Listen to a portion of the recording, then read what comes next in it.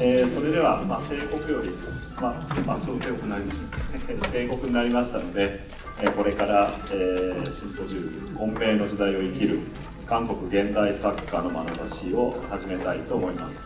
今日はご多忙のところたくさんの方にお集まりいただきまして本当にありがとうございます。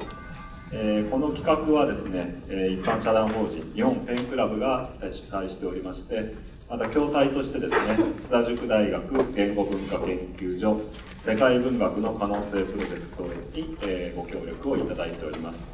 それで、私は今日ペンクラブから国際委員会というところから、来ておりまして、主にモデレーターとして、韓国の、2人の作家のにですね、なるだけたくさん喋ってもらうためにですね、質問役というような形でお話を進めていきたいと思います。で、最初にですね、この場を提供してくださった、津田塾大学のですね、早川敦子教授の方から、ご挨拶をいただきたいと思いますので、一言よろしくお願いします。皆様、ようこそ今回はペンクラブの90年、津田塾大学創立125周年ということで、昨年お札にもありましたけれども、津田梅子の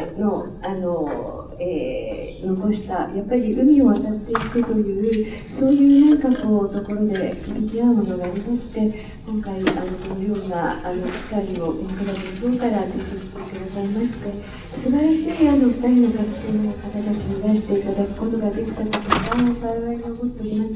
ありがとうございます。私自身は世界文学の可能性というプロジェクトをやってくる中で、どうしても私たちが外国文学というと英語化した外国ということがずっと念頭にあったところを見事に破るような、ハンガンさんのノーベル文学賞の受賞と、彼女の素晴らしいスピーチに感銘を受けて、私も今回翻訳をお返してですけど、お二人の作家が書かれたものを学生たちとも読みました。で、そういう中で、ジョナンさんが発案してくださったということで、2人のこの歌手の方に、本当に混迷の時代に私たちが、隣人の国で、その中で私たちが考えているのと全く近いながら遠いものをね、言葉でもって発信してくださっているということが、本当に今の時代に求められている大切な宝物のような言葉として受け止めております。今日は平野さんをモデレーターということですけれども、短い時間ですけれども、どうぞ皆さんがこの場で2人の作家の平野さんを交えて心の交流ができて、さらに未来に向けて何かヒントを得てくださるといいなと思っております。ではどうぞよろしくお願いいたします。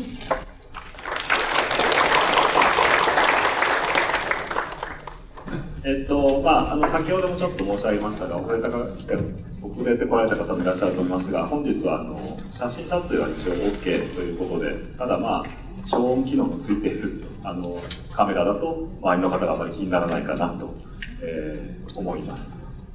音が鳴ったら絶対ダメだというわけでもないんですけど、一応それから動画と録音は一応お控えください。何らかの形で今日の講演の模様をお伝えするような文章をペンクラブを通じても発表したいと思いますが、一応それまでは、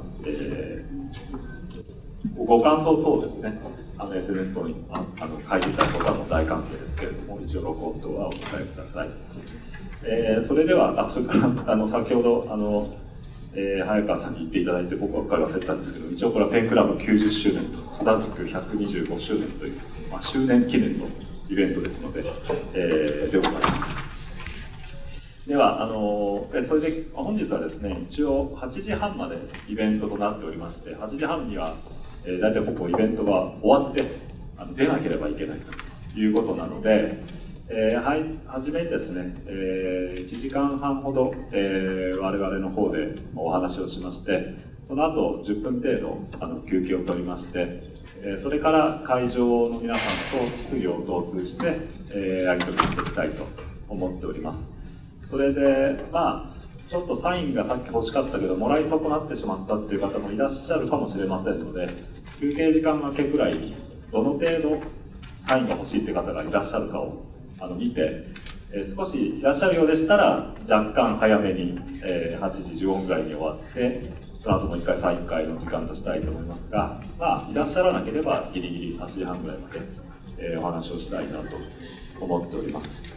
それで、まあ、本日、お迎えしましたのは、キム・ヨンさん、ウダヨンさんという、お二人の作家です。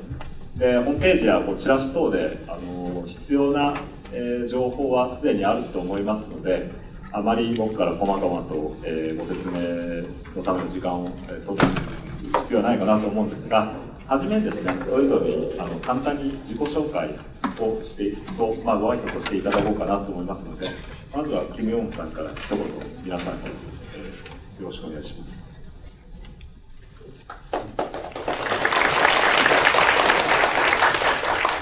안녕하십니까. 한국에서 온 소설가 김영수라고 합니다.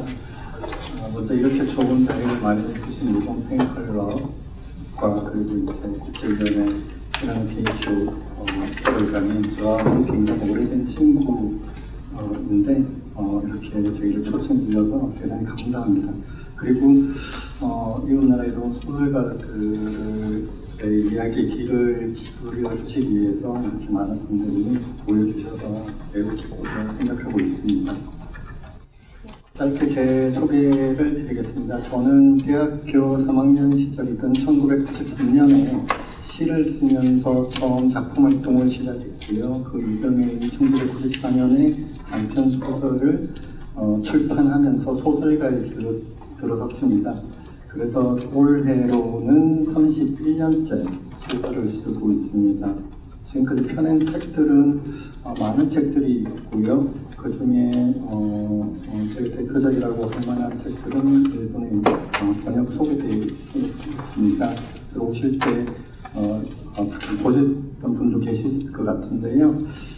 관심 있으시면 저의 이름을 검색하시면 저희 책들이 어떤 책들이 번역되어 있는지 찾아보실 수 있을 것 같습니다. 감사합니다. 자, 다영상 오네가이시마스. 안녕하세요. 안녕하세요. 한국에서 온 소설가 우다영입니다. 이렇게 한방 가득 이렇게 모여서 모두 반겨주실 줄 예상도 못했었는데 지금 사실 너무 감격스럽고요. 제가 그래도 2014년에 등단을 해서 12년 동안 활동을 하고 있는데 다시 데뷔를 한 것처럼 지금 신인처럼 떨리는 마음입니다. 일본에서 작년에 책이 번역된 후로 앨리스 앨리스하고 부르면이 번역된 후로 처음으로 이렇게 일본 독자분들을 만나는 것이어서 저도 어떻게 책을 읽으셨는지 궁금한 마음이 가득한데 오늘 제 이야기를 먼저 들려드리고 최대한 이 자리가 알차도록 재미있게 진행해 보겠습니다. ありがとうございます。ウダヨンさんのこのアリスと呼ばという本、非常に面白い本で、この本についても後でちょっといろいろ伺いたいことがあります。それから、キム・ヨンさんの本はもう随分と翻訳が出ていて、今日はちょっとこの4月の祖という本だけ持ってきましたけども、他にもたくさん翻訳されてますので、彼も検索してくださいって言ってましたけども、ぜひ検索して見てみてください。それで、本題に入る前にせっかく日本にいらっしゃったのでちょっと日本との関わりについて最初にお二人に伺いたいんですけども、どちらも日本にはもう随分何度も来られたり、少し長く滞在されたりという機会もあったようですが、キム・ヨンさんは日本に来られた、何回ぐらい来られて、どういう場所に滞在したか、少しその日本との関係をお話しいただけますか。 여러분들은 어떻게 생각하실지 모르겠습니다만 한국과 일본은 굉장히 가까운 나라입니다. 제가 지금 도쿄에 와서 있는 곳이 저 한국 옆에 있는 동네인데 구단이라는 동네인데 그 구단 식사에서는 한국에서 굉장히 유명한 일본 한국 작가 이상이 거주했던 지역입니다. 그래서 제가 쓴 작품 중에 그 이상에 대한 이야기를 쓴 소설이 있는데 그 소설을 쓰기 위해서 저는 1999년에 처음으로 도쿄에 왔었습니다. 그래서 지금 제가 묵고 있는 호텔 근처의 동네들을 돌아다니면서 이상 작가가 과연 어떤 집에서 살았을까, 이런 골목에서 그는 어떤 생각을 했을까, 그리고 그 사람은 일본 도쿄에서 죽었는데 죽기 전에는 또 어떤 마음으로 세상을 바라봤을까, 이런 것들을 상상하고 많이 담았었습니다. 그래서 저에게는 굉장히 가까운 곳입니다. 그리고 지금은 몇 년째 규주에 있는 나가사키를 배경으로 한 소설을 계속 구상하고 고쳐 쓰고 있는 중입니다. 이야기는 임진왜란 때 포로로 일본에 끌려간 조선 소년이 주인공 이야기입니다. 이 소년은 실존 인물이 모델입니다. 이 인물은 일본에 가서 가톨릭 사제가 됐고요. 그리고 이후에 박해가 시작되고 나서 숨어서 종교를 지키다가 화형을 당한 것으로 기록에 나와 있습니다.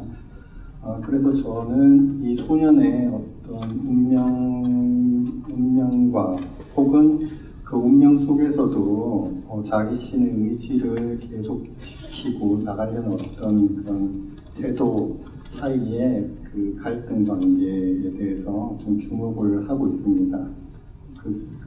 이건 단지 소년만의 문제가 아니고 운명 앞에서 우리 의지가 계속 관철될 때도 있고 관철되지 않을 때도 있는 우리와 똑같은 처지라고 생각을 하고 있습니다. 그래서 지금 계속 나가사키가 배경인 이 소설을 쓰고 있는데 만약에 다 쓰게 되면 여러분들께 좀 소개해드리고 싶은 마음이 많습니다. 非常に楽しみですね。ちなみに彼が長崎に滞在していた時にせっかく日本に来てるのに僕に連絡をくれなかったのでちょっと苦情を言ったんですけども、今回は調査で忙しくてということで、でも小説がね書き上がることを僕も楽しみにしています。ではうだらんさんも実は日本には何度も来られているというふうに伺っているんですが、少し日本との関係についてお話しいただけますか。 저는 아마도 10번 이상 일본에 왔었고요. 그리고 제일 먼저 처음 해외여행이 일본 후쿠오카였습니다. 그리고 김현수 작가님께서 작품과 관련해서 일본에 관한 이야기를 들려주셨는데 저도 들려드리고 싶은 이야기가 제가 세 번째 소설집을 내고 나서 일본에 왔었는데요. 히로시마에 갔었습니다. 그때 원래 우리나라에서 직항으로 가는 항로가 없었는데 처음으로 항로가 열리면서 저도 처음 방문했던 도시였는데요. 거기서는 3박 4일 머물렀을 뿐인데 아주 신기한 일들이 계속 일어나서 지금 제 마음에 남아있는데요. 너무 긴 이야기라 아주 짧게 말씀을 드리면 모든 분들이 대화를 저랑 나누고요. 옆에서 그 식사를 사주시고 길을 가다가 말을 걸어서 함께 어울려 이야기를 나누고 이런 과정이 3일 내내 계속 일어났었어요. 너무 소설로도 쓰기 어려운 신기한 일인데요. 그 경험을 바탕으로 히로시마에 대한 소설을 한번 써봐야겠다라는 생각으로 앞으로 나올 3편의 단편, 연작이 들어간 소설집의 내용이 히로시마, 필리핀의 마닐라, 그리고 한국의 대림이라는 도시를 배경으로 동아시아의 관계에 대해서 조금 복합적인 관계에 대해서 들여다보는 소설집을 지금 쓰려고 하고 있습니다. 굉장히 커다란 관계들 속에서 살아가는 사람들이 커다란 인연이나 자신의 입지 같은 것으로 큰 물결 속에서 부딪히는 것이 아니라 사람들 사이에 자잘한 그 잔물결들이 있다는 생각에서 시작을 한 것인데요. 큰 관계성 안에 작은 관계들, 은원들, 그것이 뒤섞인 것들에 대해서 이야기를 써보려고 하고 있습니다.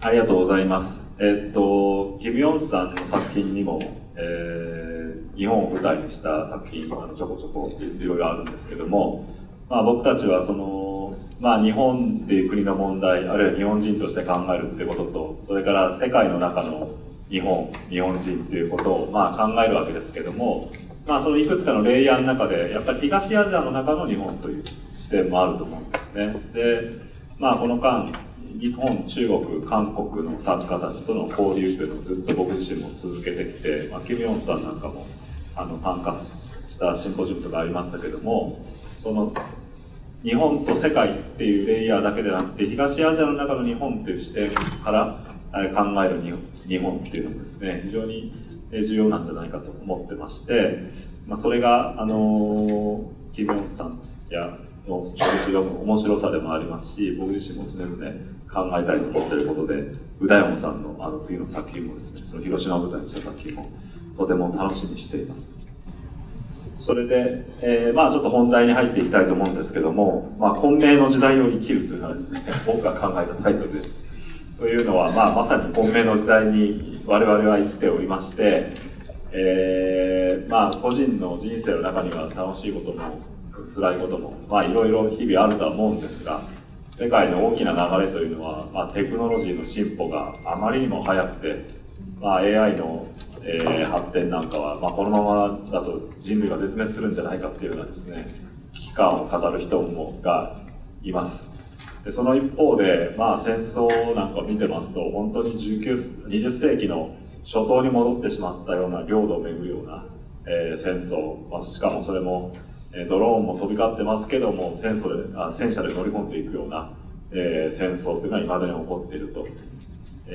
そういう激動の時代に、小説家は何を考え何を書くのかというのは、僕自身が非常に、考えることでもあり、ぜひこの機会にですね、そういう世界的なイベントだけじゃなくて、韓国国内のこともあると思いますけども、ぜひ韓国の、お二人の作家のお考えを聞いてみたいなと思いまして、このようなテーマを設定しました。それで最初にですね、少しそれぞれに、キム・ヨンさん、宇田山さん、それぞれにですね、このテーマについて考えるところをですね、お話しいただこうと思います。まとまった時間でお話しいただこうと思いますので、まずはですね、キム・ヨンさんの方から、ご報告をいただけますでしょうか。네, 말씀하신 대로 한국은 지금 굉장한 정치적인 혼란 속에 있습니다. 지금 어느 정도 수습이 되어서 다음 달에 새로운 대통령을 선출하는 선거를 앞두고 있기는 합니다만, 지난 겨울을 되돌아보자면 한 치 앞도 예측할 수 없는 어떤 상황 속에서 저희가 지나갔다고 생각합니다.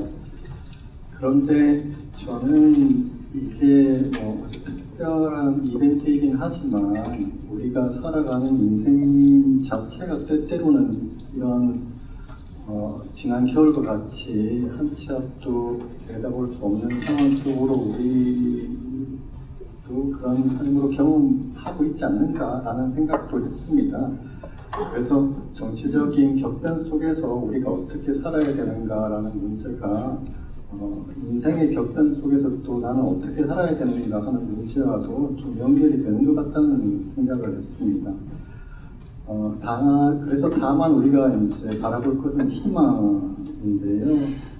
그 희망은 뭐 이루어질 때도 있고 이루어지지 않을 때도 있겠지만 그거는 차후의 문제이고 지금 필요한 것은 희망을 갖느냐 못 갖느냐의 문제다라는 생각을 하게 됐습니다. 지난 겨울에 저는 희망을 갖기 위해서 안간힘을 썼었는데 지금 상황이 어느 정도 정리되고 나서 생각해보니 제가 안간힘을 썼기 때문에 이런 상황이 온 것은 아니겠지만 그렇게 희망을 붙들고 있었기 때문에 힘들고 어두운 시기를 지나온 것은 아닐까 하는 생각을 하게 되었습니다. 그래서 그 말씀을 좀 드리겠습니다. 네, 어둠 속에서 어떤 노래가 들려온다. 귀를 기울이면 요아케노 우타요라는 노래소리다. 그러면 나는 잠시 고민한다. 일어날 것인가 말 것인가. 그 노래는 해 뜨기 1시간 전에 흘러나오도록 아이폰에 설정해 놓은 것이다. 어떤 노래를 고를까 하다가 조용하게 부르는 게 마음에 들어 불렀다. 가수는 슈가미. 나중에 사진을 찾아보고 나서야 나는 요아케노 우타의 뜻을 알았다. 처음에는 고민의 시간이 꽤 길었지만 그러는 사이에 해가 뜨는 경우도 있었다. 이제는 금방 일어난다.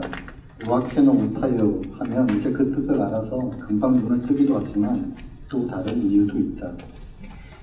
내가 아침마다 해 뜨는 풍경을 보기로 결심한 것은 어떤 책을 읽고 나서다. 그 책은 영국의 소설가 세라 메이틀런드의 책 침묵의 책이다. 거기에 이런 문장이 나왔다. 이 시점에서 나는 이런저런 침묵이 매일의 일상과 엮여 있다는 사실을 발견하고는 이를 주시하며 되도록 신속히 조용히 침묵으로 옮겨가기 시작했다. 그 중에는 나 스스로 침묵의 순간을 만들어야 하는 경우도 있었지만 그저 나를 기다리며 그 자리에 있는 침묵도 있었다. 새벽이 그랬다. 나는 아침이면 점점 더 일찍 일어났다. 특히 여름의 해뜰녘에는 바람이 잦아들어서 날씨가 맑기까지 하다면 사방이 훤히 트인 곳에서도 한동안 더없이 고요한 순간을 만끽할 수 있었다. 나는 이렇게 서서히 찾아오는 이른 아침에 관심을 쏟기 시작했다. 이 문장을 읽은 뒤 나도 해가 뜰 때 밖에 나가보면 어떨까 하는 생각이 들었던 것이다. 그 뒤로 나는 거의 매일 아침마다 해 뜨는 풍경을 보러 나가고 있다.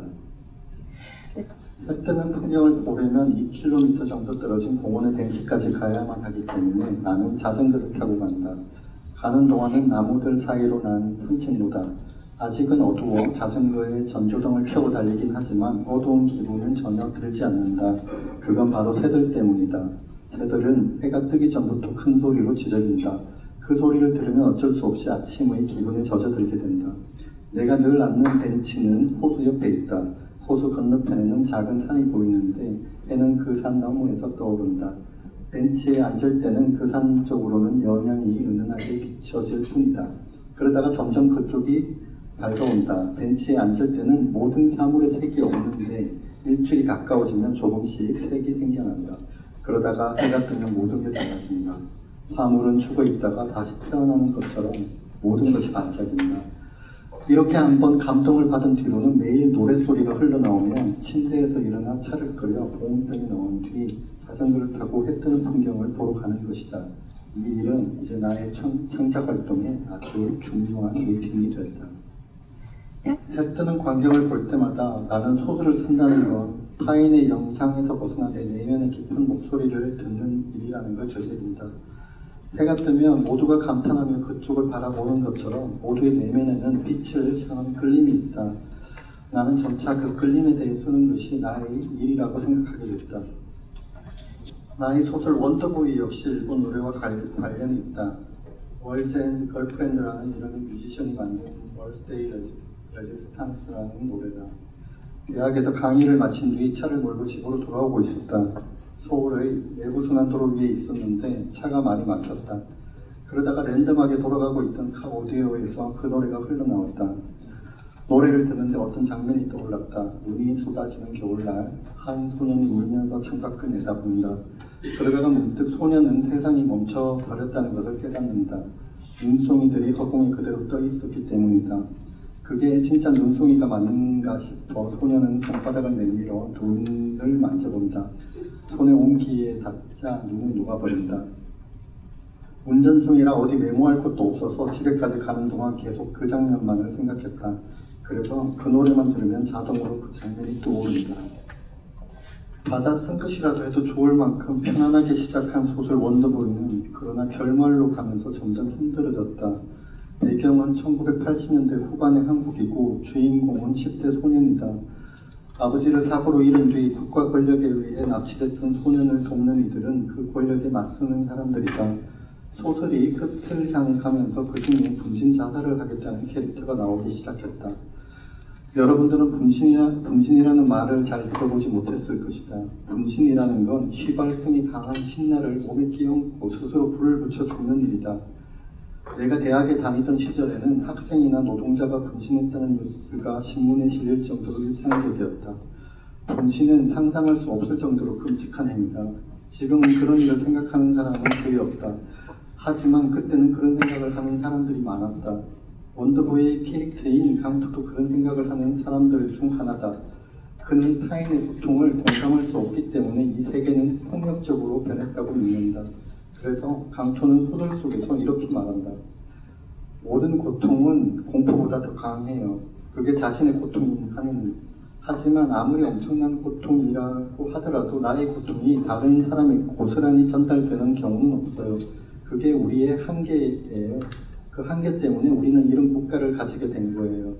만약 우리가 다른 사람의 고통을 고스란히 느낄 수 있었다면 어떤 국가나 권력도 개인을 억압할 수 없었을 거예요. 타인의 고통을 공포보다 더 강하게 느껴야만 한다는 건 그런 뜻이에요. 지금과 다른 국가를 원한다면 우리는 타인의 고통을 자기 것처럼 여겨야만 해요. 만약 그게 불가능하다면 다른 방법도 있을 거예요. 그건 사람들에게 압도적인 고통을 보여주는 일이겠죠. 강토는 소설 속에서 분신을 해서 다른 사람에게 여기 고통이 있다는 것을 보여주겠다고 주장하고 있었다. 분명 내가 쓴 소설인데도 나는 그 주장에 맞서지를 못했다. 내가 살아오고 목격한 시대가 바로 그랬었기 때문이다. 사실대로 쓰는 게 맞다는 압력을 나는 받고 있었다. 동시에 나는 그래서는 안 된다고 느끼고 있었다. 하지만 방법을 찾을 수 없었다. 나는 최근에 쓴 소설에서 물고기의 비유를 쓴 적이 있다. 물속에서만 산 물고기는 물의 표면까지 가지는 물 밖에 뭔가가 있다는 것을 안다. 하지만 한 번도 물 밖으로 나가본 적이 없기 때문에 그것의 이름을 알지 못한다. 그래서 그저 물밖이라고만 부른다. 하지만 물 밖에 있는 우리는 그것의 이름이 하늘이라는 것을 안다. 소설 속의 강토는 물속의 물고기와 같다. 강토는 그 당시 평균적인 한국인의 마음을 대변한다. 자신이 받은 대로 대갚아주는 방식, 과거의 방식에 그는 사로잡혀 있었다.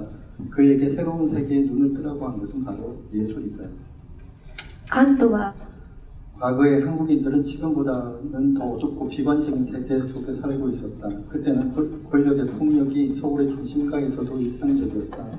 하지만 사람들의 내면 깊은 곳에는 빛을 향한 끌림이 분명 존재했다. 다만 다들 자신이 당한 그대로 되갚는 방식이 아닌 새로운 방식이라는 것일 뿐 그게 정확하게 어떤 삶의 방식인지 모를 뿐이었다. 자신이 모른다고 해도 새로운 길은 늘 거기에 있다. 우리의 바로 눈앞에. 원더보이의 결말에서 막혀버렸을 때 내 앞에는 두 가지 길이 있었다. 하나는 과거의 방식, 내가 익히 잘 아는 방식대로 서술하는 것이다. 그것은 사실적이라는 평가를 받을 것이다. 다른 하나는 하늘을 본 물고기처럼 내가 잘 모르는 방식이 있으리라고 는 것을 짐작하고 그 미지의 길로 가보는 것이다. 결국 나는 강토가 된 심정으로 그녀가 분신을 하겠다는 명동성당을 직접 가지라고 결심했다. 거기에 가면 뭔가 해결책이 있을 것이라고 나는 생각했던 것이다. 명동성당 안에는 여러 건물들이 있었다. 그중 한 건물은 입구가 길게 이어져 있었는데 어두웠다. 조금 걸어가려니 왼쪽에 그림 하나가 있었다. 소설에도 등장하는 외전 비르남의 부활아침 무덤으로 달려가는 베드로와 요한이었다. 비록 복제품이지만 가까이에서 본 그 그림은 내게 묘한 감동을 줬다. 근심 어린 표정을 짓고 있는 두 사람은 지금 예수의 무덤이 있던 곳을 향해 달려가고 있다. 제자들의 거처에서 예수의 무덤은 동쪽에 있었던 것일까? 그들의 이마 위로는 노랗게 아침 햇살이 비치고 있다. 오랫동안 그 그림을 쳐다본 뒤에야 나는 예수의 무덤은 동서남북 어디에 있었어도 상관없다는 사실을 알게 됐다. 제자들은 지금 빛을 향해 달려가고 있는 것이니까. 그리하여 마침내 그들이 빛을 대면하게 될 때 베드로가 걸친 불신의 검정쇼는 완전히 벗겨지게 될 것이다. 그 그림을 보고서야 나는 새로운 길이 있다고 믿는 자의 방황에는 방향이 있다는 사실을 알게 됐다. 물질의 세계에서는 시신경이 그 방향을 알려준다면 정신의 세계에서는 고귀한 생각들과 한없이 고요하고 부드러운 감정들과 드높고 조화로운 아름다움이 그러니까 진선미가 그 방향을 가리키고 있다. 그리고 지금까지 모든 위대한 예술은 단 한 번도 그 방향을 가리키는 데 실패한 적이 없었다. 이 사실을 스스로 납득한 뒤에야 나는 원더보이의 마지막 장면을 두 사람의 포옹으로 빛과 빛의 만남으로 묘사할 수 있었다. 지금 빛은 어디에서 오는가? 그건 단순히 빛의 방향을 찾는 일인데 살아갈 때나 글을 쓸 때 내가 잊지 않으려고 스스로에게 묻는 질문이다. 지금 빛은 어디에 있지? 매일 아침 일출을 볼 때마다 나는 대답한다. 빛은 저기에 있다. 매번 글을 쓸 때면 나는 내가 아는 지식을 총동원하지만 그것만으로는 쓸 수 없는 것이 존재한다는 것을 안다. 내가 쓰고 싶은 건 바로 그런 것이다. 그런 점에서 내게 글쓰기는 모험이다. 미지의 세계로 나아가는 셈인데 그럴 때는 제대로 가고 있는 것인지 확신할 수 없을 때가 많다. 그럼에도 나는 계속 글을 쓸 수 있는데 그건 바로 빛의 방향을 알고 있다고 믿기 때문이다. 모험이란 자유를 뜻한다. 자유는 두려워하지 않는 것, 미지를 향해 기꺼이 뛰어드는 일, 낡은 과거와 작별하는 일을 뜻한다. 호기심을 잃지 않고 두려움 없이 빛이 있다고 생각되는 것을 향해 뛰어드는 것이다. 한국은 지금 정치적 격변을 지나가고 있지만 이 혼란이 우리에게 던지는 질문은 무엇이다. 익숙한 과거로 돌아갈 것인가? 아니면 미지의 미래로 나아갈 것인가? 감사합니다. ありがとうございました。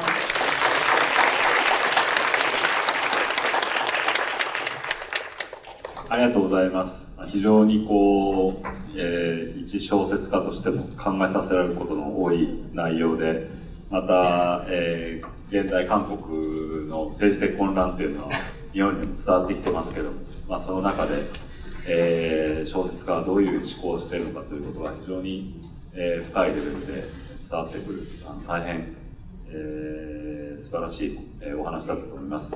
僕の方の、コメントもいろいろあるんですが、まずはですね、ウダヨンさんにもお話をいただいて、その後お二人のお話に対して僕の方からちょっとコメントをしたいと思いますので、次はウダヨンさんお願いします。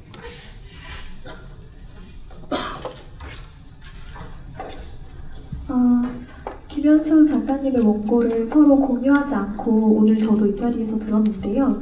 제가 준비해온 원고와 맞닿는 생각이 있어서 굉장히 놀라며 들었습니다.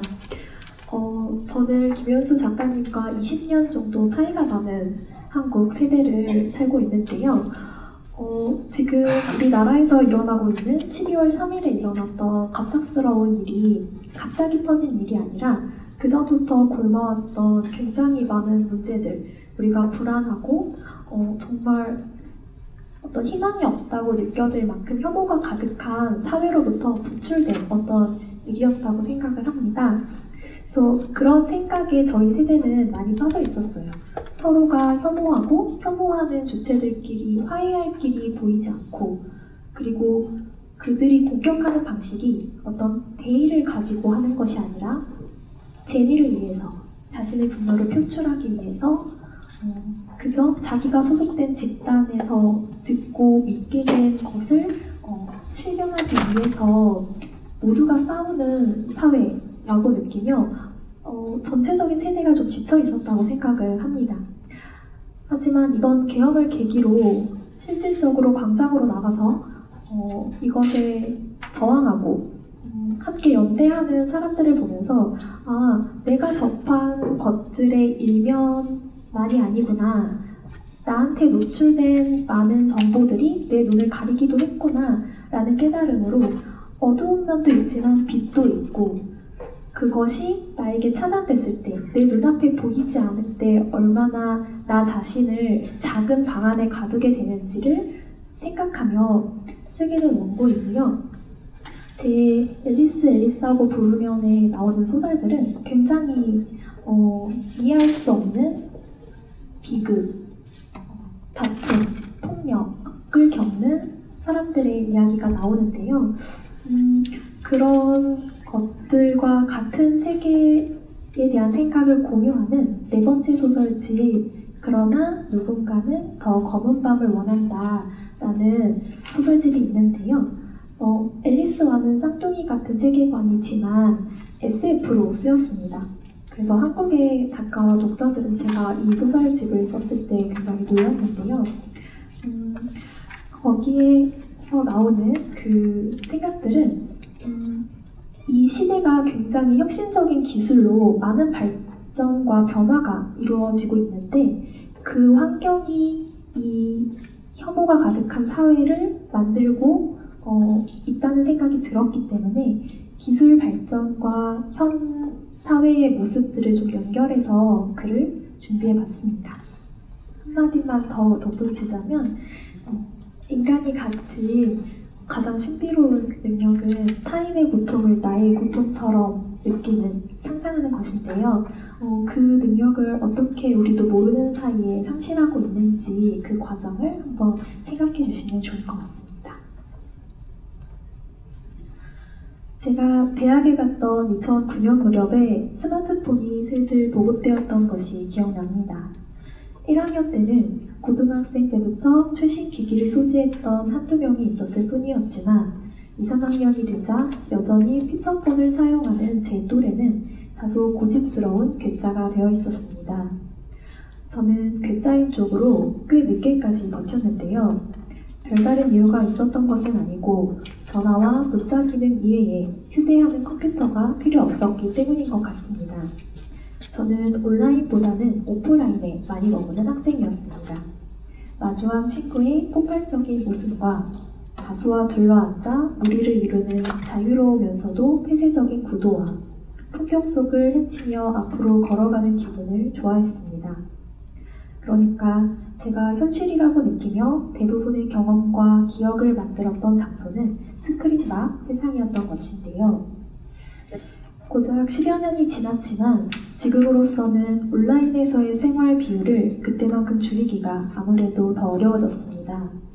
세상에 무슨 일이 일어나고 있는지 알기 위해 누군가와 소통하거나 실제로 대면하는 것에 준하는 만남을 가지기 위해 쇼핑하고 발언하고 일하고 쉬기 위해 스크린 속 가상의 인터페이스를 이용하는데 우리는 무척 익숙해졌기 때문입니다. 제가 보기에 우리가 가상 공간에 머무는 시간이 길어진 만큼 놀랍게도 현실 공간의 기능은 쇠락했습니다. 종이신문의 실효성 감퇴와 유튜브, OTT 알고리즘 사각으로 밀려난 콘텐츠의 망각됨을 떠올려보세요. 데이팅 앱과 SNS 밖에 그것과 대비되는 황량한 공간을 한번 떠올려보시길 바랍니다. 어쩌면 인간의 인지적 공간은 자연처럼 무한히 붙어 나열되는 것이 아니라 그 안의 존재들과 상호작용함으로써 조명되고 유지되는 것 같습니다. 일종의 좋아요를 받는 일이라고 할 수 있는데 인간이 줄 수 있는 좋아요 횟수에는 한계가 있는 것입니다. 한편으로는 많은 공상과학 만화가 신체 외의 신체로 확장된 사이보그를 예견했지만 그보다 공간 외의 공간으로의 확장이 먼저 도래했다는 것은 흥미롭습니다. 실존적으로 나라는 존재를 이루는 육각은 신체보다 더 광활한 공간이라는 점 말입니다.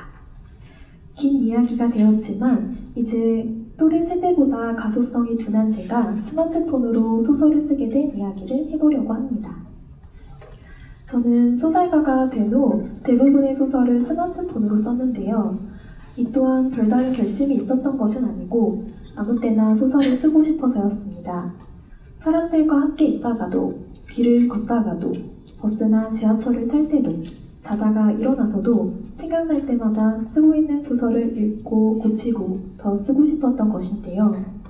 그러기 위해서는 우선 텍스트 앞으로의 접근 경로가 빨라야 했습니다. 3대1의 제2의 피부나 다름없는 스마트폰만큼 적합한 매체가 있었을까요?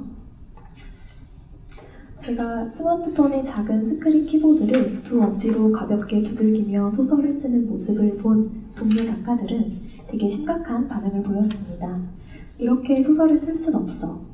저도 다시 한번 곰곰이 생각해 보았지만 그래도 어찌어찌 쓸 수 있었습니다. 새로운 인지 규격과 입력 방식에 적응하니 그다지 어려울 것 없는 일이었습니다. 저는 친구들에게 말했습니다. 인류가 생각과 언어를 옮기는 매체는 늘 변해왔어. 선사시대에 누군가 처음 작은 돌멩이를 손에 들고 동굴벽에 그림을 그렸겠지. 그날 잡아 배부르게 먹은 사냥감이나 다음에 꼭 잡고 싶은 더 커다란 사냥감을 말이야. 후에는 토기와 가죽을 사용하고 더 이후에는 종이를 사용했어. 종이와 함께 붓과 펜을 사용하고 더 이후에는 타자기를 사용했지. 타자기로의 변화는 중요해. 사람이 인지하는 문자의 모양은 그대로지만 문자를 입력하는 방식은 문자의 형태와 관련이 없으니까. 이건 꽤나 큰 도약이야. 필기는 기계식 명령 버튼으로 대체된 거야. 지금에 와서는 어떨까?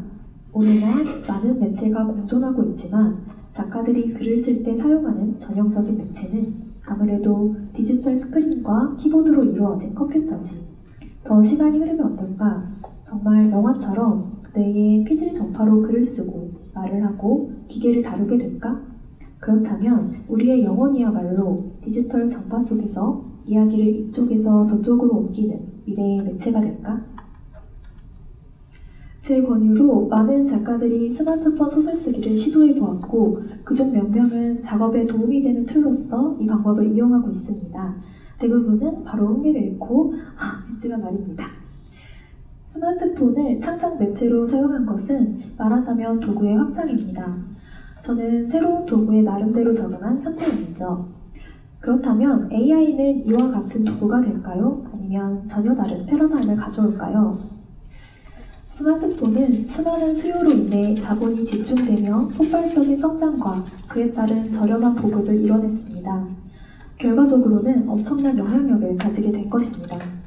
약 15년 뒤에 도래한 AI는 스마트폰 때의 반응을 상회하고 있으므로 하루하루가 다르게 진화할 것이고 또 우리의 생활로 깊숙이 스며들 것입니다. 오래된 영화들이 품었던 유구한 공포처럼 AI가 인간의 직업을 빼앗고 나아가 저의 일인 소설 창작을 대체할까요? 이에 관해서 제 나름의 생각을 가지고 있고 특히 언어 예술인 문학에 관해선 AI의 현재 방식으로는 어렵다는 입장을 가지고 있습니다. 챗GPT가 아무리 언어 모델을 기반으로 만들어졌을지라도 말입니다.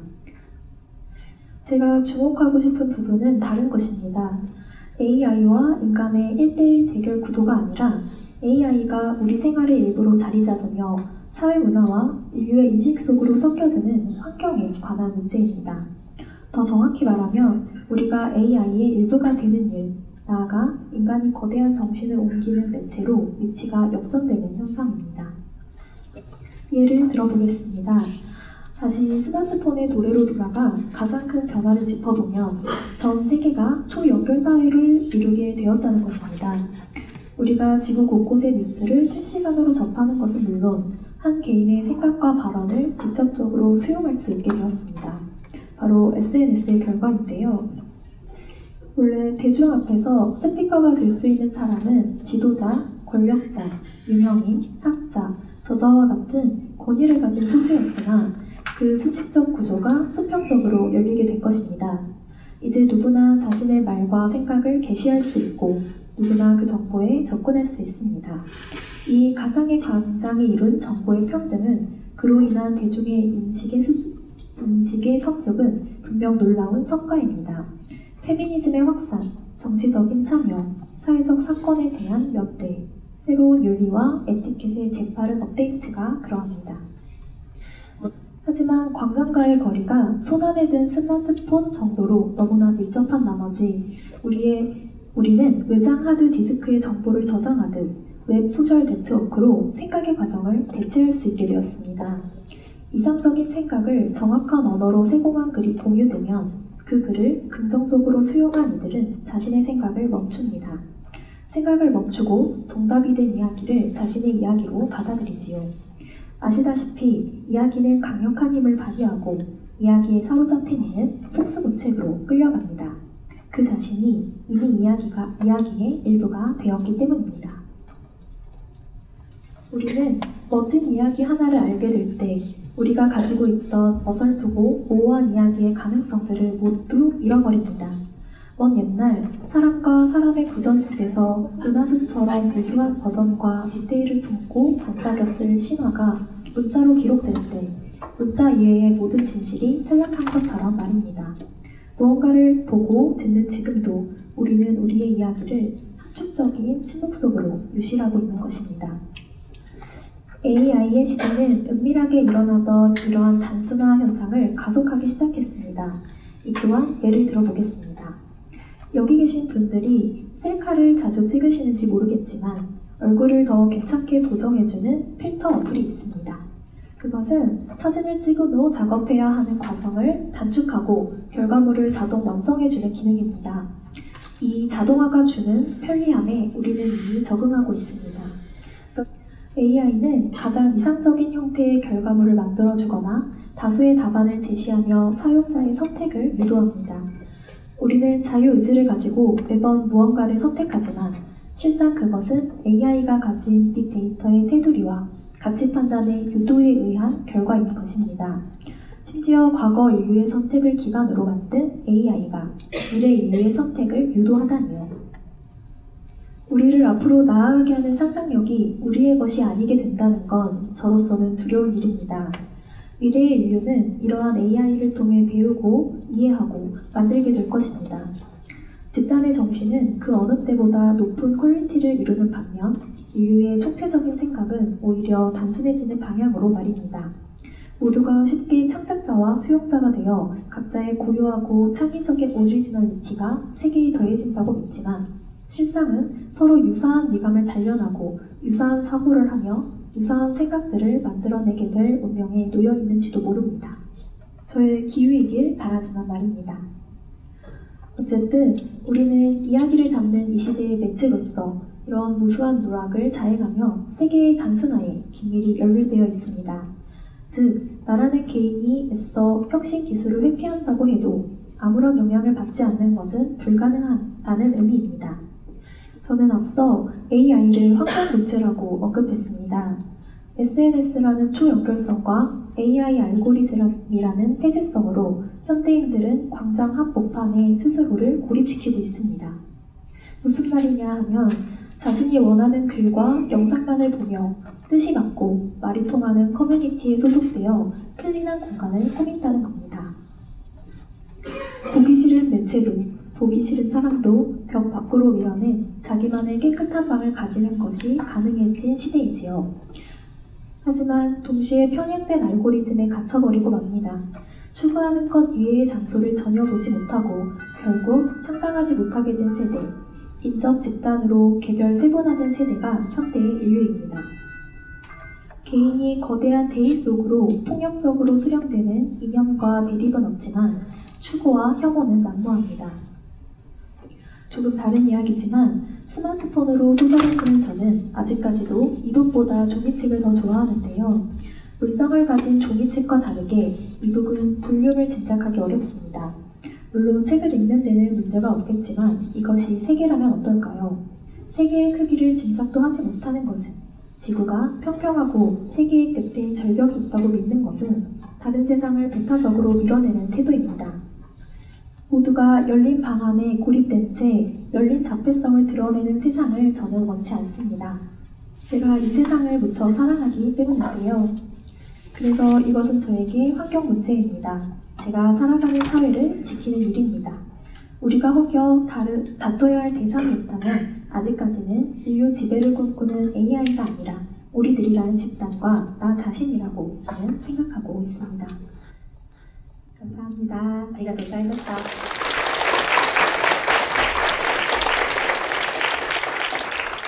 ありがとうございます。非常に内容豊富で、またこの話するだけでももうあと3時間くらい時間が必要なぐらい、考えさせられることが多かったんですけども、最初にお伝えした休憩時間になってますが、ちょっとその前に僕の方から簡単にコメントだけをして、トイレ休憩の時間にしたいと思います。でお二人のお話の内容はもう非常に豊富で、細かくコメントをすることはちょっとなかなかできないんですけども、共通していたのは、この今の難しい時代の中で、新しい希望を探っていくということをお二人とも考えられているんだと思うんですね。キム・ヨンさんは、過去の反復ではない自由というのを勇敢に、模索していかなければならないという話をされてたと思うんですが、ダヨンさんは一方で、その AI の登場っていうのが、僕たちの思考をある意味ではパターン化し、むしろ AI 自体が我々を導いていくことによって、その新しさへの道が交わされているんじゃないかと。なぜなら AI というのは基本的に言語を使った学習モデルで、過去にすでに言語化されているものだけを学習してそれを僕たちに教えるので、キム・ヨンさんが言ったような勇気を持って自由とともに開拓していく未来というのが見えにくくなるんじゃないのかというようなことがですね、今の講演に共通する点だったのではないかなというふうに、やや乱暴ですが思いました。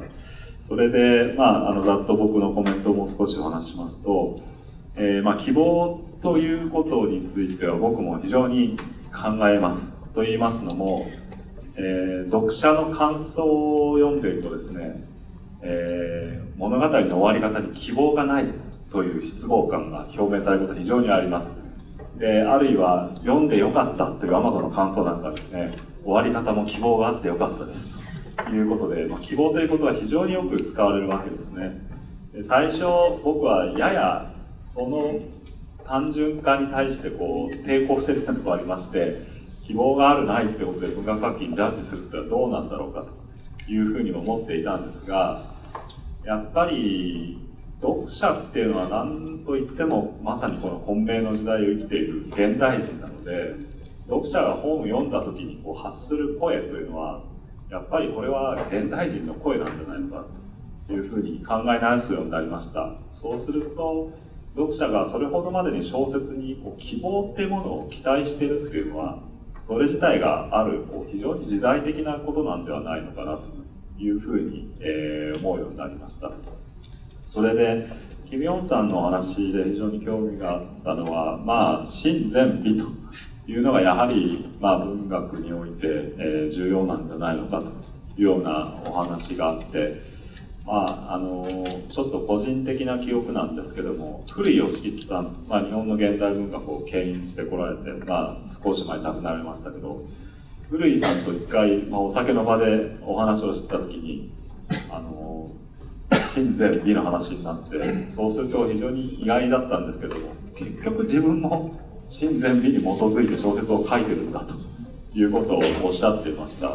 で、古井さんの小説はもう非常にうねるような文体で、いわく言い難い複雑なテーマを描いているので、あんまり真善美というすっきりとした図式をもとに世界を構築しているというふうには思えなかったんですけども、古井さんご自身もそういうふうにおっしゃってました。それで18世紀から美学っていうのが美学についての考えが整理されていく中で、ヨーロッパで真善美ということが改めて考えられていくわけですけども、それは必ずしも有機的に3つが結びついているというふうに論じられていたわけではないんですが、やっぱりヨーロッパの文化を見ていますと、この真善美というのが三位一体であるというような意識が非常に強いんではないかと思います。宗教建築のようなものがやっぱり美しくあるべきだというふうに考えるのはですね、やっぱり真善美というのは一体となっているべきであるという意識が非常に強かったと思います。で、おそらく現代美術のようなものに至るまでこの真善美の感覚が非常に強く結びついていて、だからこそですね、芸術家は美っていうものの価値観を転覆させていくことによって、社会的な善にも影響を及ぼしうるんじゃないかと、あるいは真自体を変えることもできるんじゃないかということを、期待するわけですね。具体的には例えば、象徴派の時代のボードレールのような人っていうのが、美の美しいと従来思われていたものでないものまで美として歌うと。道端に腐っている道端で腐っている動物の肉だとかですね、あるいは娼婦であるとか、通念的には美しいと目されないようなものまで非常に美しく語ることによって社会の善、あるいは社会の真というものを、問い直すと。そういう動きがこのロマン派から象徴派、世紀末美学を経てシュールレアリスムに至るまで、ずっと続いてきたと思うんですね。つまり芸術家は美を手本にすることによって真理の善にもアプローチする道があるということがあり得るからこそ、芸術は社会的なものであり得るわけで、その前提としてはやっぱり真善美っていうのが一体になってるんだっていうイメージが非常に強くあるんだと思います。で、ボードレールと同い年の、ドストエフスキーという人もですね、白地の中でホルバインのシセル・キリストという絵を取り上げていて、この絵は決して美しく描かれてないんだけれども、キリストであると。つまり真善美という発想からすると、こんなに醜悪に描かれている肉体がキリストであるということに非常に動揺をするんですね、登場人物が。しかし彼もやっぱりその美しいものが真ではなかったとするなら、善ではなかったとするならということを問いながら、社会的な真善美の旧来的なイメージを、覆していこうという思想を、考えていたというのが、ボードレールは、フランス人のボードレールであり、ロシア人のドストエフスキーが、19世紀の後半に同じタイミングで考えていたことなんではないかと思います。そこで結局のところ、僕が小説を書いている時にもですね、ある価値観を、小説という形式で、詩的に、美的に表現しようとした時に、それが社会的に力を持ち得るというのはですね、どっかで真善美という枠組みが、やっぱり今までも機能しているということを期待するから、文学、あるいは芸術というものが社会的に意味を持ち得るんじゃないかというふうに思うわけですね。もし美的な行いというのは社会的な真とも善とも何の関係もありませんよということになると、非常に狭い美の世界で、自己満足に浸っているということになってしまうと。そういうようなことをですね、ちょっとキム・ヨンさんの話を伺いながら考えまして、後でちょっとまた彼のコメントを求めたいと思います。で、ウダヨンさんのお話もこれまた非常に盛りだくさんのお話だったので、網羅的に話すことはできないんですが、AI の登場以降我々が考えさせられていることが非常に説得的にまとまった内容だったと思います。で、小説ということに関して言うとですね、小説を書く作家の側が AI に置き換えられるんじゃないかということがこの間文学の世界ではずっと議論されてきました。で、日本では福田理恵さんのような方が AI を使って、小説のごく一部ですけどね、書いたということが、CNN のニュースになるぐらい世界に非常に大きな衝撃を与えたわけですけども、実はですね、書き手が AI に入れ替わるよりもはるかに先行して起こっているのは読み手が AI に入れ替わるということなわけですね。つまり AI は膨大な量の読書をもうずっと続けているわけで、実はすでに僕たちがぼーっとしている間に書き手がはまだ AI に入れ替わってないけれども、完全には読者の方はある意味では、スーパー読者みたいなのが登場してですね、世界中のあらゆるテクストを今読み続けているわけですね。で、あまり文学の世界でこのことを真面目に議論しているのを見たことがありません。しかし、例えば、とてつもなく難しい哲学書っていうのはですね、まず読みこなせる人がこれまではほとんどいなかったので、影響力っていうのは非常に限定されてしまうと。ところが、こんな本一体書いて誰が読んでくれるんだろうっていうのは難しい専門書を書いてる、最中の嘆きっていうのはですね、いや、でも AI が読んでくれるかもしれないと。人間には難しすぎるけれども、そうなると、これはちょっとあまりにも難しい書き方だから、読者に分かるようにもうちょっと分かりやすく書こうかなみたいな努力を一切放棄してですね、ひたすら難しく書いても AI が読んでくれるかもしれない。読者としての AI を期待するという時代がですね、もしかすると来るかもしれません。そうすると、これを読みこなしてくれる人間が世の中に100人いるだろうか、200人いるだろうかと。そういうことを考えると影響力というのはほとんど期待できないと思っていたのが、ひょっとすると AI が理解してくれるんであれば、それを上手に解説してくれることによって、自分の書いているこのとてつもない難しい本が何かちょっと影響力を持つかもしれないというようなことを期待するということもあり得るんじゃないかと思うわけですね。それで、後で浦山さんのお話もうちょっと僕なりに広げたいと思ったのは、AI がもたらしてくれる一種の定型の確率的な物語が僕たちの思考を、非常に型にはまった物語の中に押し込めていってしまって、それに自動的に乗っかってしまうような世界が待っているのか、それとも AI、先ほどもう一方でおっしゃったのは AI が非常に通じて細分化された知識の中に人々が分断されていくっていうイメージですね。で、その中で没交渉になっていくと。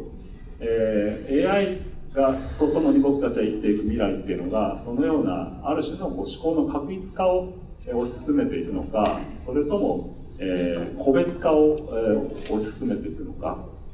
そうした場合に、個別化を進めていくことが絶望的なことなのか、それとも、それぞれの人間がある意味では個性的にしていくのか、その辺を AI をめぐってちょっと議論を後で、少し伺ってみたいと思います。それで、だいぶ時間をしてますけども、今7時44分ですので、ちょっと時間がないの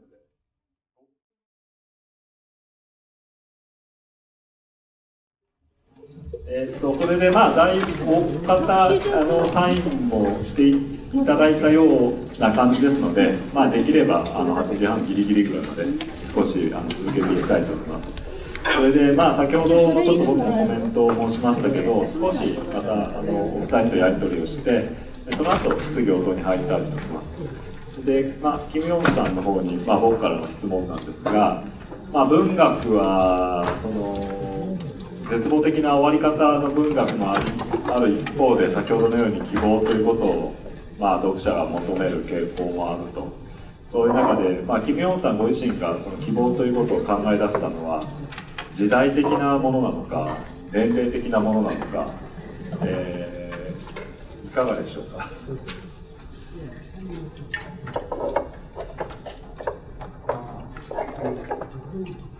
제가 희망이라는 것들을 본격적으로 생각을 하게 된 것은 나이가 들면서부터였습니다. 제가 40대가 지나고 나서부터 인생의 중반부가 넘어가서 인생을 살펴보니 사람의 일생은 희곡으로 태어나서 죽음으로 끝나는 아주 끔찍한 것이구나. 기쁨, 죽음으로 끝나는, 고통으로 끝나는 끔찍한 것이구나라는 것을 처음 깨닫게 됐습니다. 그런 이제 생각을 하자마자 바로 제 인생이 깜깜해졌습니다. 미래가 만약에 그렇게 끔찍한 죽음으로 끝난다고 한다면 지금 이 순간의 삶도 아무런 의미가 없다, 이렇게 결론이 내려지더라고요. 사람이 산다고 할 때는 언제 우리가 살아가느냐라고 봤을 때는 과거를 사느냐 하면 과거를 살지도 않고 내일을 사느냐 하면 내일을 살지도 않고 단지 우리는 오늘을 지금 이 순간을 살 수 있을 뿐입니다.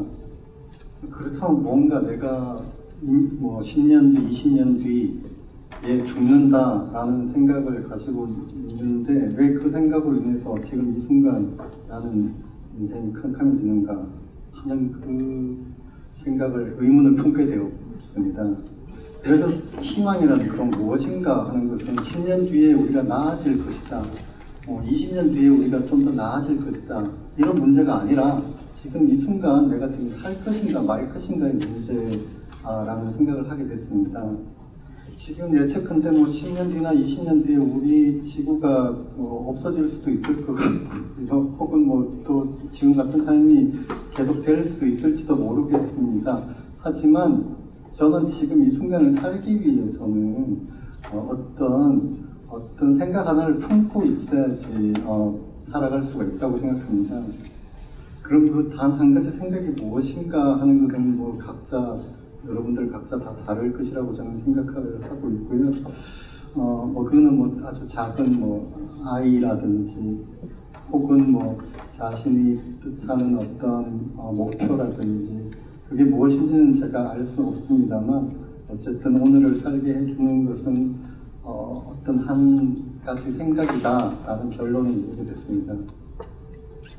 제게 희망이라는 것은 아주 작은 생각, 지금 내가 하고 있는 어떤 작은 생각을 뜻하고 있고요. 제가 쓰는 소설에서도 저희와 마찬가지로 소설 속의 캐릭터들은 굉장히 힘든 삶을 살아가고 있고 그 결과 자신이 굉장히 괴롭게 죽을 것이다라는 그 두려움에 휩싸여 있는데 그런 두려움 속에서도 이들이 찾아내려고 애쓰는 것은 그 작은 한 가지 생각이라고 저는 생각하고 있습니다. 그게 저는 희망이다라고 봅니다.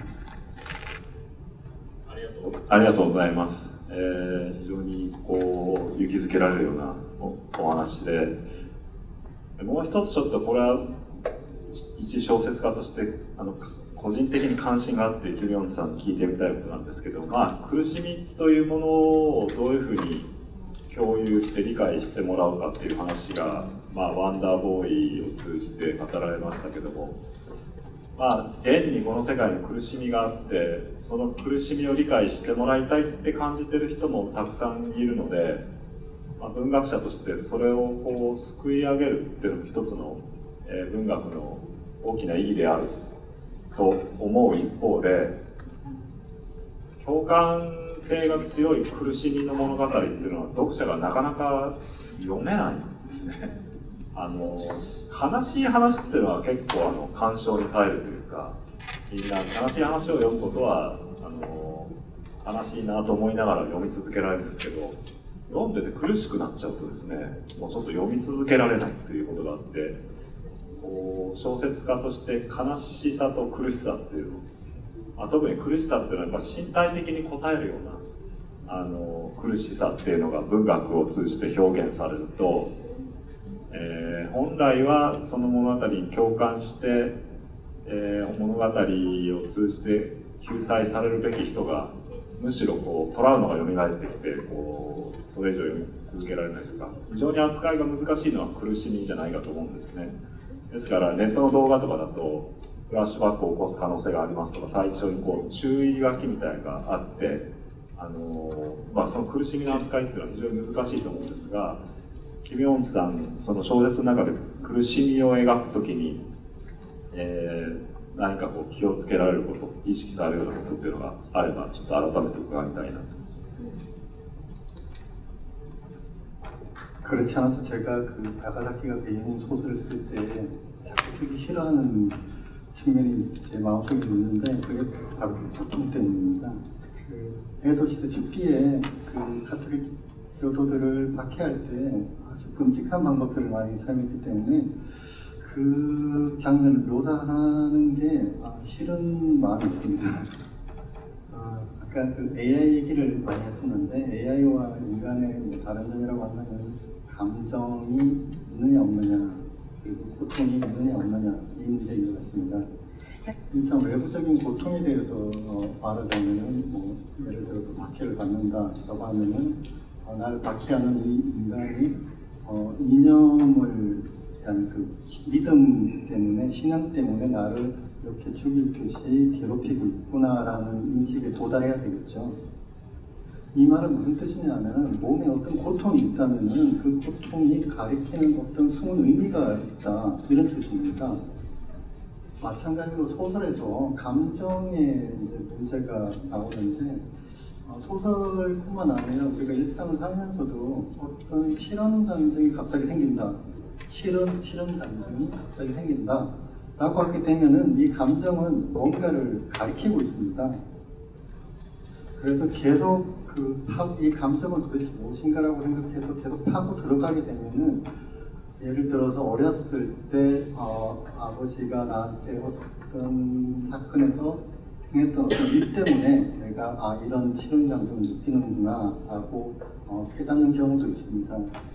그래서 소설에서 캐릭터들의 감정, 고통 이런 것들은 물론 회피하고 싶고 더 들어가지 않고 그냥 이야기를 전개시키고 싶은 마음이 들게 하는 아주 힘든 것이긴 하지만, 그걸 들여다보지 않고는 이야기가 전개되지 않는 경우가 굉장히 많습니다.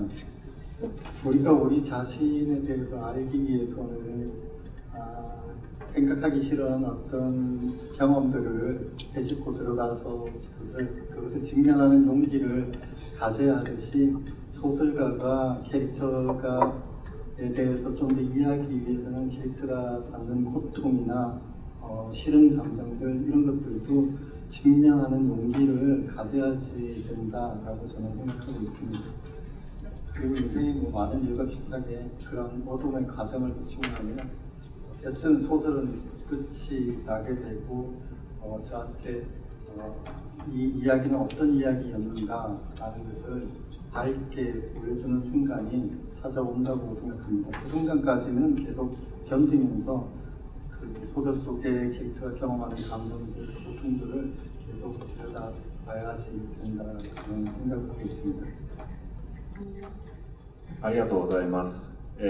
他人に対する苦痛の共感能力というのはウダヨンさんのお話になっていて、これがまた AI と人間の大きな違いなんじゃないかというお話も今キム・ヨンさんの方からありまして、これはまさにウダヨンさんのご講演のテーマでもあると思うんですが、小説の中でのその苦痛という人間の苦痛というものの扱い方について改めて、せっかくですのでコメントがあればお願いしたいんですけど、いかがでしょうか。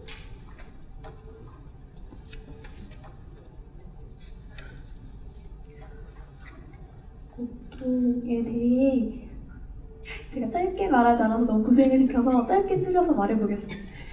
すごく通訳さんを苦しめてしまったので、なるべく短く切ってお話ししたいと思います。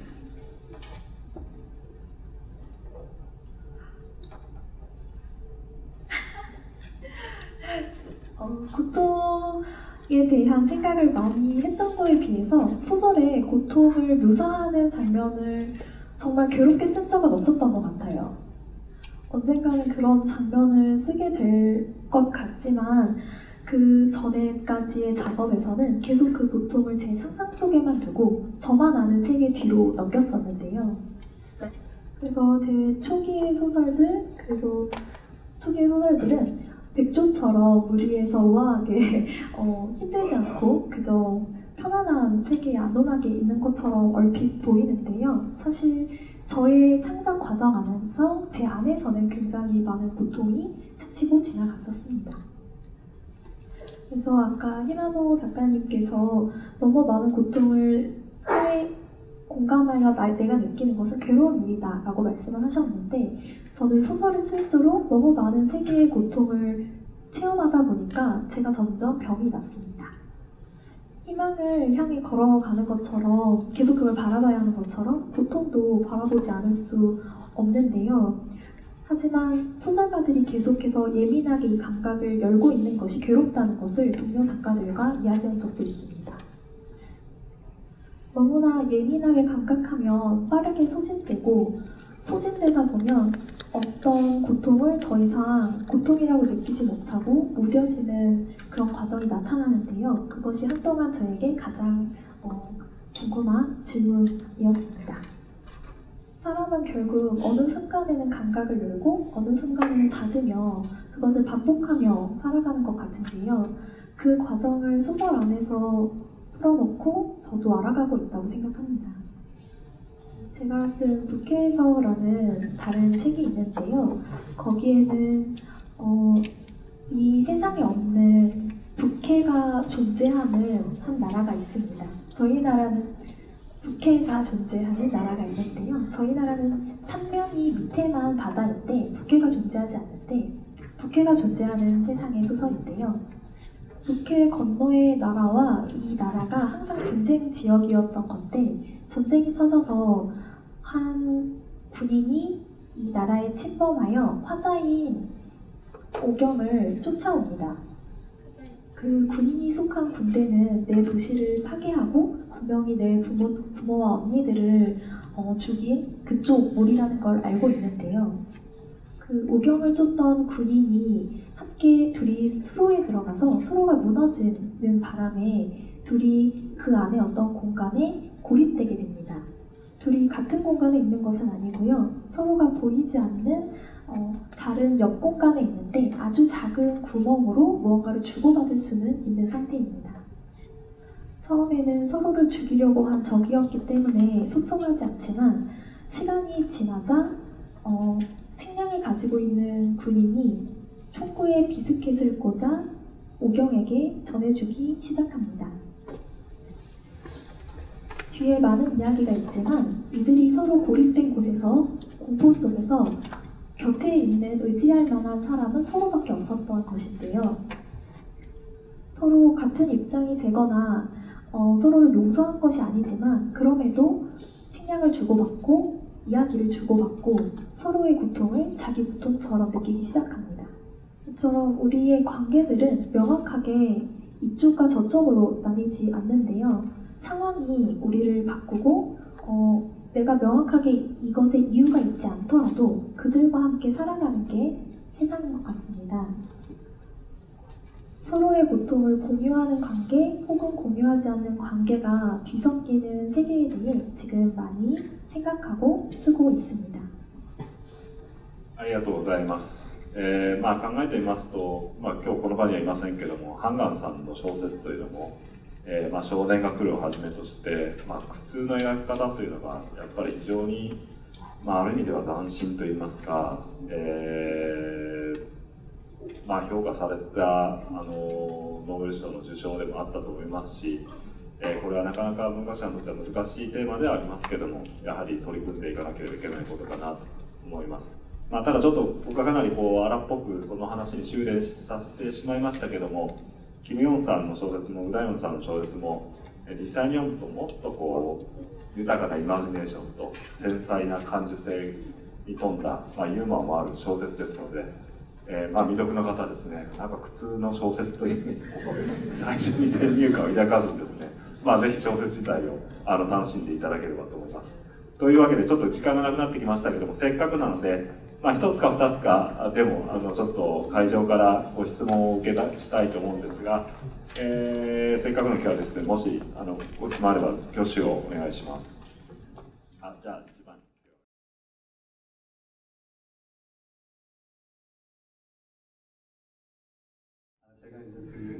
물론 엔도 슈샤쿠 씨의 소설도 제가 다 읽어봤습니다. 그리고 이제 나가사키에서 제가 취재를 할 때 가톨릭 식당들이 엎조리는 그 기도문이 있는데 그것은 입에서 입으로 전해지는 겁니다. 그 로자리오를 할 수 있는 분이 계시다고 해가지고 그분을 찾아가서 그 기도문을 들었습니다. 근데 그 기도하시는 분을 소개시켜 주신 분이 자기가 아이 때 도쿄에서 어떤 사람이 오는데 직업도 없는 것 같고 매일 이 동네에 있으면서 그래서만 취재하고 다녔다라고 말을 하더라고요. 그래서 제가 혹시 엔도 슈샤쿠가 아니냐고 물어봤더니 그렇다고 말씀하시더라고요. 제 질문 대답 시간이 이렇게 끝났는데요. 엔도 슈샤쿠가 먼저 했던 작업들이 분명히 존재를 하고 있고 저는 이제 그것을 의식하고 있는 가운데 아까 말씀하신 대로 조선인이 나가사키에 가서 기독교를 받아들이는 과정에 대해서 그려야 되는 것이죠.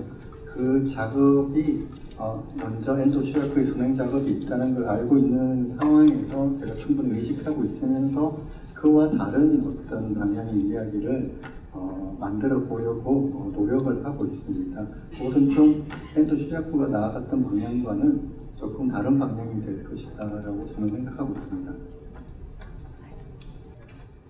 ありがとうございました。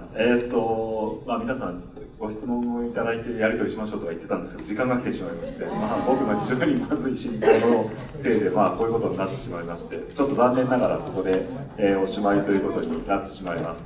皆さんまだまだキム・ヨンさん、ウダヨンさんのお話聞きたいと思いますけども、皆さんたくさん彼らの2人の本を買って読んでですね、人気がますます高まっていけばですね、いずれまたちょっと2人を呼んで講演会でもしようということにきっとなると思いますので、ぜひですね、次の来日まで皆さん本を読んで楽しんでください。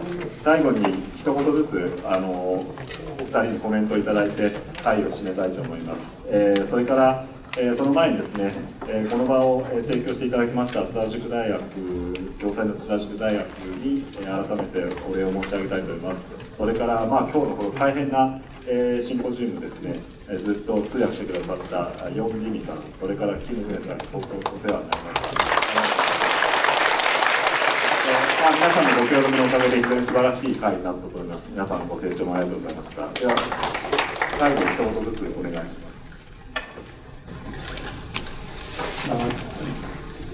이렇게 제가 외국에 한국이라는 곳에 살고 있으면서 도쿄에 계신 분들은 물리적으로 거리가 멀기 때문에 이렇게 만나 뵙는 일이 흔치는 않은 일이라고 생각을 하고 있습니다. 어쩌면 일생에 한 번 이렇게 할 수 있는 기회라고 알고 있습니다. 그래서 이 소중한 기회를 가질 수 있게 이렇게 찾아오신 분들에게 일단 먼저 감사드리고요. 그리고 이 자리를 만드는데 가장 큰 역할을 하신 분이 셔먼 같습니다. 그래서 저와는 굉장히 오랫동안 알고 지내던 일본의 소설가인데 이런 데이치로 씨에게 특별히 감사하다는 말을 전하고 싶습니다. 그리고 여러분들께도 굉장히 감사드립니다.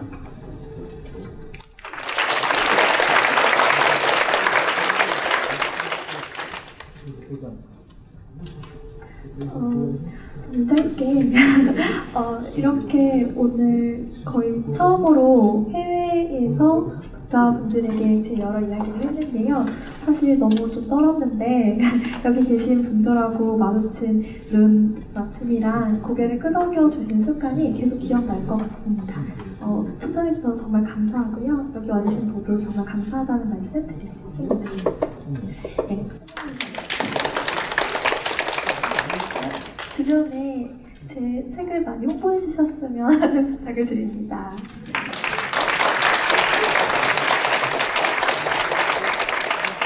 というわけでこれにて、終わりですので皆さんどうぞお気をつけて